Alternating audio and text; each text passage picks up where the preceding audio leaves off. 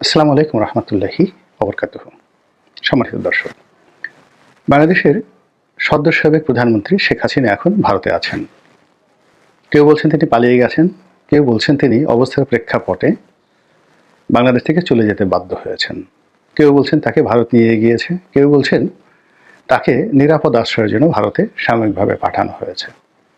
বাস্তবতা হলো তিনি এখন আর ক্ষমতায় নেই, আর ক্ষমতায় যারা আছেন এই মুহূর্তে, বিশেষ করে প্রধান উপদেষ্টা, তার সঙ্গে তার সম্পর্কটা একেবারে দাকুমড়া। এবং সেই প্রমাণিত দাকুমড়ার সম্পর্ক 2009 থেকে একেবারে আজ অবধি এটি ক্রমশই বাড়ছে। তো এই যে দাকুমড়ার সম্পর্কের ক্ষেত্রে দুটো ঘটনা ঘটে। প্রথমত, এখানে খুব নির্মম এবং নিষ্ঠুর প্রতিশোধ নেওয়া হয়ে থাকে বেশিরভাগ ক্ষেত্রে। আবার কখনো কখনো ইতিহাস উল্টে দেয়া বা পাল্টে দেয়া ঘটনা ঘটে যায়, অর্থাৎ সারা জীবন যারা যুদ্ধ করেছে, দ্বন্দ্ব করেছে, সংঘাত করেছে, তাদের মধ্যে অল অন এ সাডেন পরিবেশ পরিস্থিতির কারণে একটা বন্ধুত্বপূর্ণ সম্পর্ক হয়ে যায়, সীমাহীন বন্ধুত্বপূর্ণ সম্পর্ক হয়ে যায়। তো সেই দিক থেকে ডক্টর মোহাম্মদ ইউনূসের সঙ্গে শেখ হাসিনার যে সম্পর্ক, এটি কি প্রতিশোধের দিকে যাবে না বন্ধুত্বের দিকে যাবে, এটি এই মুহূর্তে আমরা কল্পনা করতে পারছি না। বাংলাদেশের সাধারণ মানুষ যারা শেখ হাসিনার দ্বারা নির্যাতিত হয়েছেন, নিপীড়িত হয়েছেন, তাদের সকলের দাবি যে তার বিচার হোক বাংলাদেশে। শুধু তিনি নন, তার যারা দোষর ছিলেন তাদেরও বিচার হতে হবে এই বাংলায়, যেন আগামীতে কেউ শেখ হাসিনা হওয়ার দুঃস্বপ্ন না দেখে। সমস্যা হলো যে বর্তমান অন্তর্বর্তীকালীন সরকার, যেহেতু তারা নির্বাচিত নন, তাদের কোনো সংগঠন নেই।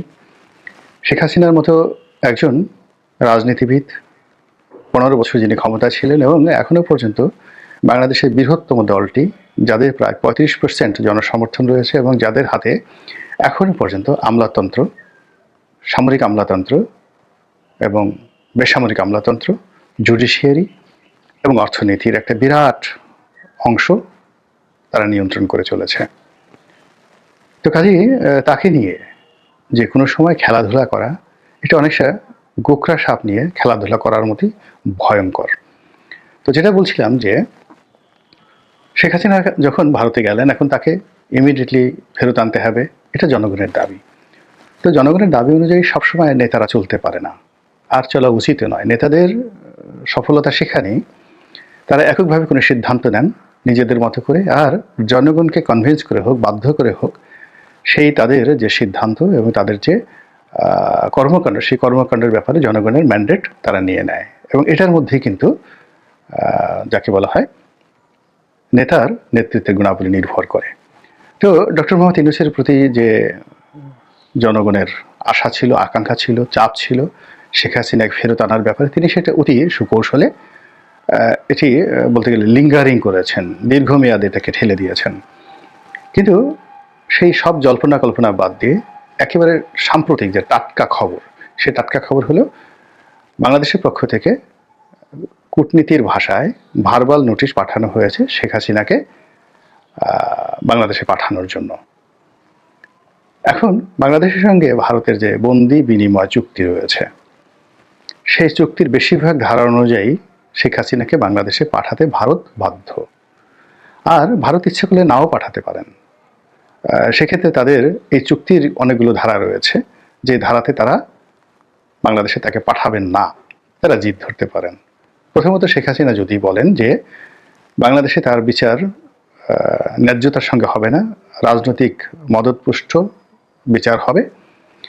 দ্বিতীয়ত, শেখ হাসিনা যদি কোনো কারণে ভারতের অভ্যন্তরীণভাবে কোনো মামলায় তিনি সেই যাকে বলা হয় আসামি হন এবং তার বিরুদ্ধে যদি ভারতে মামলা চলে, তাহলেও এই বন্দি প্রত্যার্পণ চুক্তি অনুযায়ী ভারত তাকে বাংলাদেশে পাঠাতে বাধ্য নয়।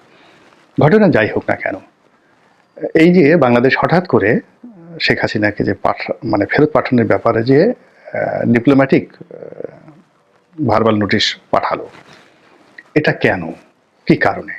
বাংলাদেশ কি সত্যিকার অর্থে চাচ্ছে যে শেখ হাসিনাকে নিয়ে এসে সেই হাতকড়া পরিয়ে তারপর তাকে যেভাবে নাজিমুদ্দিন রোডে বেগম খালেদা জিয়াকে রাখা হয়েছিল সেভাবে তার জন্য আলাদা রুম করে সেখানে রাখা হবে?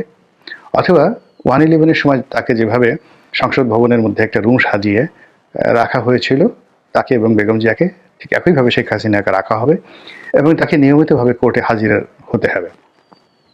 বেগম খালেদা জিয়া যেভাবে কোর্টে হাজির হয়েছেন, নিম্ন আদালতে হাজির হয়েছেন, তারপরে তার জন্য যে আলাদা ট্রাইব্যুনাল করা হয়েছিল সেই ঢাকা আলিয়া মাদ্রাসার মাঠে, সেখানে তিনি এসেছেন।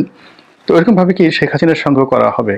এর কারণ হলো যে বাংলাদেশে শেখ হাসিনা খালেদা জিয়ার যে গুরুত্ব, কোনো অংশে একে অপরের চেয়ে কেউ কাউকে ছোট করতে পারবে না। তো উনিও 3-3বারের প্রধানমন্ত্রী, তিনিও 4-4বারের প্রধানমন্ত্রী। তারপরে তিনি সাবেক সেনাপ্রধানের স্ত্রী, রাষ্ট্রপতির স্ত্রী, সাবেক প্রধানমন্ত্রী। আবার শেখ হাসিনার ক্ষেত্রেও তিনি সাবেক প্রধানমন্ত্রীর কন্যা, রাষ্ট্রপতির কন্যা, জাতির জনকের কন্যা ইত্যাদি আরও অনেক কিছু উপাধি ব্যবহার করা যেতে পারে। তো শেখ হাসিনার জমানাতে যদি বেগম খালেদা জিয়াকে এইভাবে রাষ্ট্রীয় বিচারের মুখোমুখি হতে হয়, তাহলে শেখ হাসিনার ক্ষেত্রে কেন করা হবে না?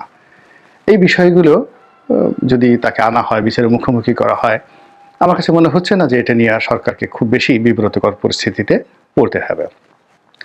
কিন্তু যদি আনা যায় এবং তাকে বিচার করা যায়, তাহলে যেটি হবে সেটি হলো সরকার দীর্ঘমেয়াদে শাসন ক্ষমতায় টিকে যাবে। অর্থাৎ ডক্টর মোহাম্মদ ইউনূসকে সরানো বা এই আগামী 1 বছরের মধ্যে নির্বাচন দেওয়া, এই বিষয়গুলো নিয়ে টুশব্দ করার মতো ক্ষমতা কারো থাকবে না। এটা হলো বাস্তবতা। দ্বিতীয় আরেকটা বিষয় নিয়ে আলোচনা হচ্ছে, সেটি হলো ভারতকে একটা বিব্রতকর পরিস্থিতিতে ফেলে দেওয়ার জন্য। এর কারণ হলো যে শেখ হাসিনাকে ভারত যে আশ্রয় দিয়েছে, এটি নরেন্দ্র মোদীর একক কোনো সিদ্ধান্তের কারণে এটি করা হয়নি। যেটি করা হয়েছিল তা হলো তিনি যখন ভারতে গেলেন, তখন তাকে ভারতে রাখা হবে, নাকি ইংল্যান্ডে পাঠিয়ে দেওয়া হবে, নাকি রাশিয়ায় পাঠিয়ে দেওয়া হবে। এই বিষয়গুলো নিয়ে যখন তুমুল আলোচনা, তখন ভারতের সমস্ত রাজনৈতিক দলগুলো, একেবারে ছোট ছোট রাজনৈতিক দল থেকে শুরু করে বড় বড় রাজনৈতিক দলগুলো একেবারে সম্মিলিতভাবে তারা সিদ্ধান্ত নিয়েছেন যে তিনি আমাদের মেহমান আজিম, আমাদের দেশের প্রধান মেহমান, পরীক্ষিত বন্ধু এবং কৌশলগত বন্ধু। কাজেই আজ তিনি আমাদের কাছে আশ্রয় নিতে এসেছেন এবং তিনি তার জীবদ্দশায় বাংলাদেশের ক্ষমতায় যতদিন ছিলেন ভারতকে যা কিছু দিয়েছেন, করেছেন, এর কৃতজ্ঞতা ভারতকে প্রকাশ করতে হবে এবং তা যদি ভারত না করে, তাহলে আগামীতে ভারতকে কোনো দেশ, রাষ্ট্র, ব্যক্তি বিশ্বাস করবে না। শেখ হাসিনাকে আশ্রয় দিতে হবে। তো এর প্রেক্ষিতে নরেন্দ্র মোদী বলতে গেলে অনেকটা হাঁপ ছেড়ে বেঁচেছেন। এর কারণ হলো গত সেই 15 বছরের মধ্যে ভারতের সকল রাজনৈতিক দলগুলো যদি কোনো একটা সিঙ্গেল বিষয় নিয়ে ঐক্যমত্যে পৌঁছাতে পারে, সেটি হলো শেখ হাসিনাকে আশ্রয় দেওয়ার ব্যাপারে। এমনকি চীনের সঙ্গে যুদ্ধ, পাকিস্তানের সঙ্গে যুদ্ধ, কাশ্মীরে সেই ইনসার্জেন্সি চালানো, এগুলো বিষয় নিয়ে ভারতে প্রচুর বিতর্ক রয়েছে। কিন্তু শেখ হাসিনাকে আশ্রয় দেওয়ার ক্ষেত্রে সবাই ঐক্যমত্য পোষণ করেছে। কাজেই সেই রাজনৈতিক যে ঐক্যমত্যতা, তার এগেনস্টে গিয়ে নরেন্দ্র মোদী এখন কোনো অবস্থাতেই তার সরকারের একক সিদ্ধান্তে বাংলাদেশে তাকে ফেরত পাঠাতে পারেন না এবং তিনি সেটা করবেনও না। এর কারণ হলো শেখ হাসিনার সাথে তার ব্যক্তিগত সম্পর্ক যেমন আছে, তার সঙ্গে সঙ্গে যদি তিনি এখন কোনো কারণে শেখ হাসিনাকে পাঠান, তাহলে সমস্ত বিরোধী দলগুলো তার গলা টিপে ধরবে।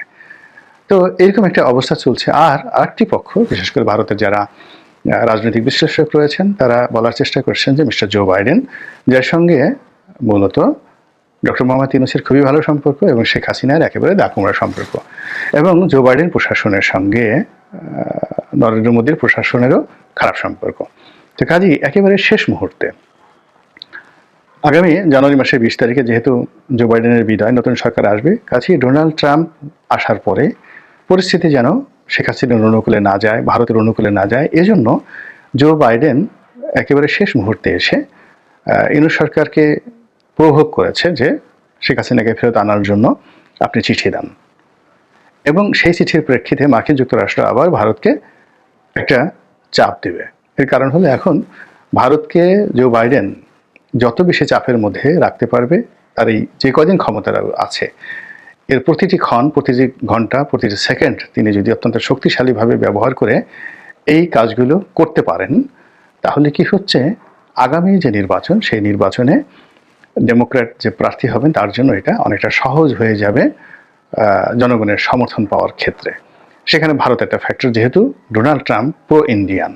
তো এই কারণে যেটা ভারতের যারা মিডিয়া তাদের বলা বক্তব্য হলো, যারা বিশ্লেষণ করছেন সাংবাদিকরা, তাদের বক্তব্য হলো মূলত ভারতকে আন্তর্জাতিক অঙ্গনে একটা চাপ দেওয়ার জন্যে মূলত আমেরিকা এই কাজটি ডক্টর মোহাম্মদ ইউনূসকে দিয়ে করিয়েছে। এবং ডক্টর মোহাম্মদ ইউনূস এই সময়টাতে এই ঝুঁকি নিয়েছেন।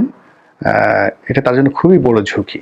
প্রথম ঝুঁকি হলো যদি ভারত তাকে না দেয়, ডাইরেক্টলি না করে দেয়, তাহলে ভারতের সঙ্গে সম্পর্ক উন্নয়নের যে চেষ্টা পর্দার আড়ালে দু সরকারই করে যাচ্ছিল, সেই চেষ্টাটি এই একটি ঘটনা দ্বারা ব্যাহত হলো।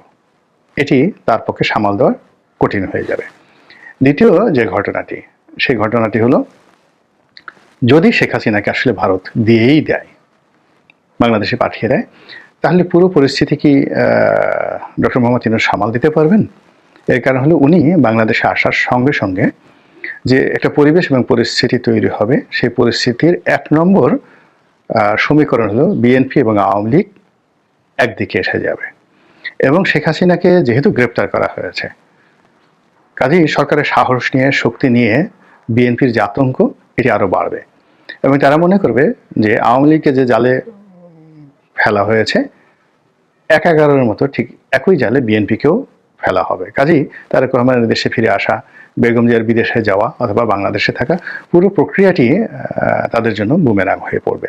এবং তখন বিএনপি এবং আওয়ামী লীগ যদি এক হয়ে যায়, তখন রাজপথে এমন একটা পরিবেশ সৃষ্টি হবে, এর ফলে সরকারকে কেবলমাত্র তার যে বাহিনীগুলো রয়েছে, রাষ্ট্রীয় বাহিনী, তাদের উপর নির্ভর করতে হবে। এর কারণ হলো এই দুটো দলকে মোকাবেলা করার মতো কোনো রাজনৈতিক প্ল্যাটফর্ম, শক্তি দেশের বাইরে ইউনূস সরকারের নাই।